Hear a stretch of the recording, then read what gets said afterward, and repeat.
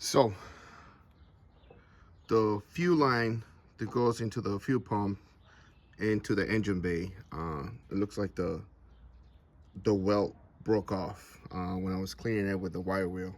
So we cannot leave it like that. I do not want to use J-wheel weld or anything like that. I don't want to use my welding gun. I'm not really good at welding, so I might just make it worse. So instead of that, I'm gonna do bracing. So I found this kit in Ace Hardware, so I'm gonna give it a try. Hopefully it will work. So it's for bracing, cutting metal, welding. So we'll see. We'll give it a try, see if it works. I didn't want to buy a settling tank to brace the line, so it's just a little bit, and that's it. So should be good. I'm gonna take the sensor unit, send the unit level out, and drain whatever gasoline remaining is, and fill it up with water. So get all the fumes out, and then drain it, and start prepping this area to start bracing. So.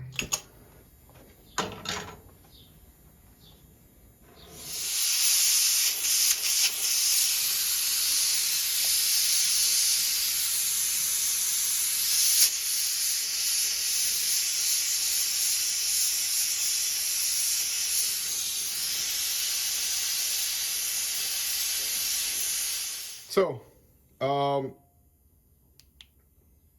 this is the final result. As I was heating up the bottom one, the top line also got loose, so I put a little bit. They're not moving. My welding or my bracing, it's not the best. I'm still learning. If you trying to fix that, actually, this little kit, it works wonderfully. It heated up really fast, so I do like it. I think it's the money. You got to play it around with the settings, so it's if you never used it before, then you're not gonna like it. But if you're familiar with acetylene gas and the torch, this little kit, it will come handy if you don't have the big tank, but it will heat it up really fast. So I like it. I'm still gonna use it for another project. I need to also seal another tank, a motorcycle tank. So if you will be interested in that, subscribe and stick to the channel. But anyway, this little kit cost me $70. So once the gas runs out, this one's around $15. This is another $20. So it's around $35 as a kit, and then the hose is another $35. Comes with everything. So I think it's a good deal. I was gonna take the tank to get well somewhere, but I figure I'll give it a shot, and if I ruin it, then I'll take it to a shop. But so far, I like it. So I'm gonna let it cool down, and once it cool down, I'll start prepping it for painting. So now we're gonna put all the hoses together, get them ready for the tank. In the meantime, I'm still waiting for the fuel neck. They will go on that side. So we're gonna install all the rubber hoses, route them to the proper areas, and I have my cheat sheet here, and this is all the hoses that I'm gonna reuse.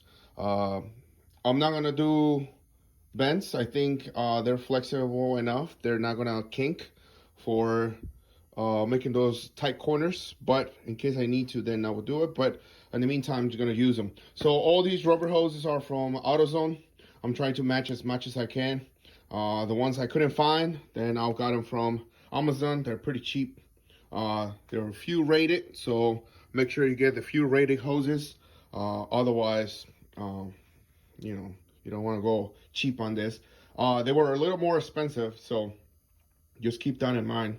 But it's a lot cheaper than buying OEM and try to resource those brand new original hoses. So again, this is budget built, so we're gonna try to find ways where we can save money. So all these clamps are gonna put new ones in.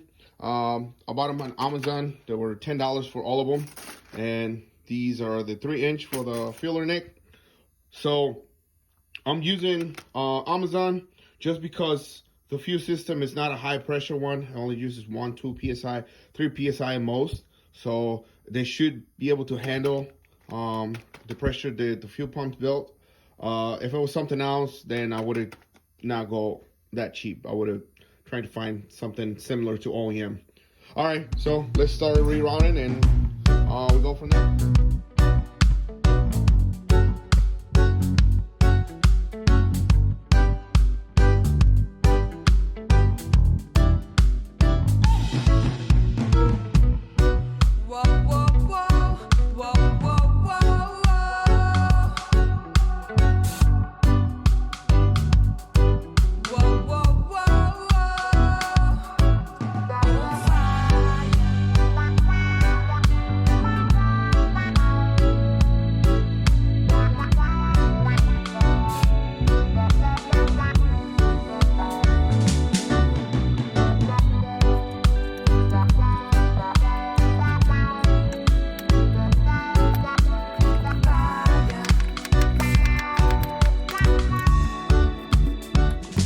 So I got the tank all connected, fuel lines running already.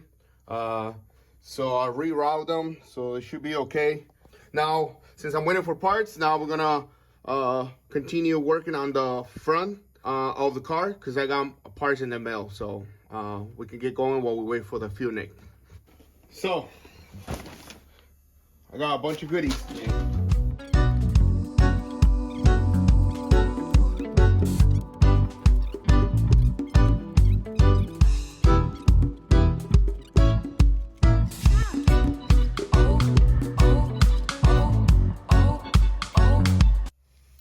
So we're gonna line the lock. There's a slot in it. So this should go something like that.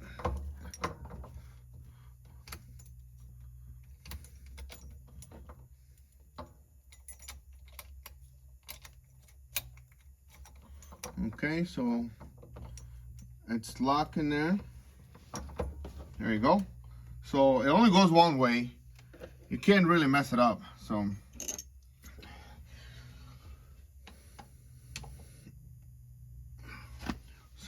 there you go. Not going anywhere. Man, there's no room. Huh. That's crazy. Somehow this one's in the way. Well, I'm used to nowadays. I guess back in the day it didn't matter. Alright, so far it's working. So we just gotta plug this in. It should go only one way.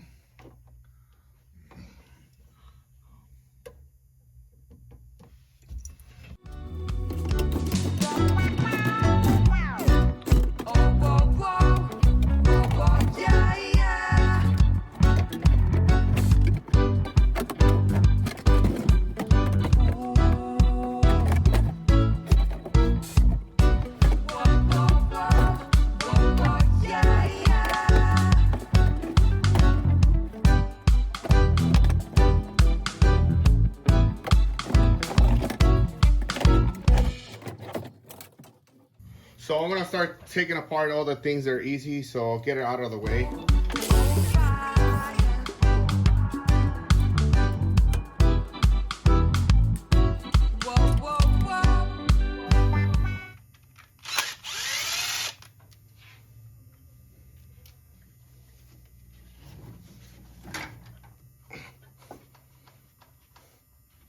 Nope, nothing.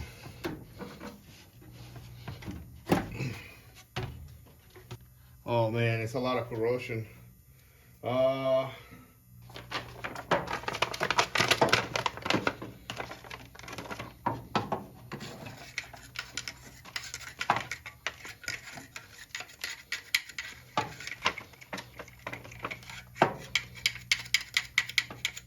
So we're going a little sidetrack over here. I decided to take the radiator since there's only 2 bolts here, 2 bolts there. I already disconnected the coolant line, so I figure it will be easier to have better space and install the belt and just check the engine, make sure it turns. But then I realized I think I'm gonna need a new radiator. This one's pretty nasty.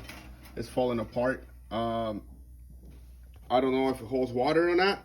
So what I'll do is I'm gonna fill it with water, see if it holds water. If it leaks, then obviously I'll order a new one. If it doesn't leak, I'm still gonna order a new one. I might just reinstall it just to flush the engine bay and then drain it with water and then just get a new radiator. So we'll see. This one is falling apart, so I get a feeling that it might be leaking on the bottom. So we'll see. I'm gonna gamble it. I'm still gonna probably order one, but I'm gonna wait a little bit. I just want to make sure this engine turns and it starts before I start ordering more parts. So, oh boy. Anyway, all right. So I don't have the socket to turn the engine manually. So I'm gonna connect the battery and then crank it and see what happens. I got my fire extinguisher just in case the wire starts melting. Shit. Anyway, so let's see what happens.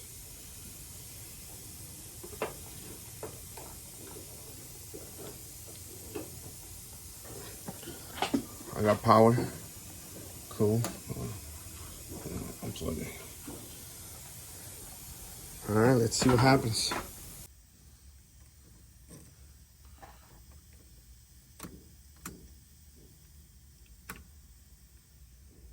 Got a line on. Okay. Clutch in.